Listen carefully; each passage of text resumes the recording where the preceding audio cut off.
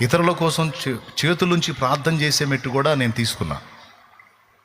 రోగులు ఉన్న కుటుంబాలు నన్ను పిలిచినప్పుడు నేను వాళ్ళ గృహాల్లోకి వెళ్ళి రోగుల మీద చేతులుంచి వాళ్ళకు నూనె రాసి ప్రార్థన చేసిన అనుభవాలు నాకున్నాయి. నేను విశ్వాసిగా ఉన్నప్పుడే.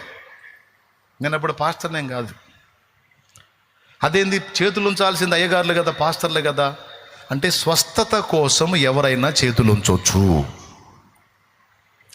స్వస్థత ప్రార్థన చేయునప్పుడు నీకు విశ్వాసం ఉంటే, నీకు ధైర్యం ఉంటే చేతులుంచి నువ్వు ప్రార్థించవచ్చు. ఇది విశ్వాసులందరికీ దేవుడిచ్చిన స్వేచ్ఛ. మీరు చేతులుంచుట వలన రోగులు స్వస్థత నొందెదరు అని రాసుంది. ఎవరి బాధ్యత ఇది? మనందరి బాధ్యత. నిజంగా మీరందరూ నాలాగా తయారయ్యారనుకో, మీ సమాజాలన్నీ రక్షణలోకి వస్తాయి, చాలామంది రక్షించబడతారు. బాధ్యత.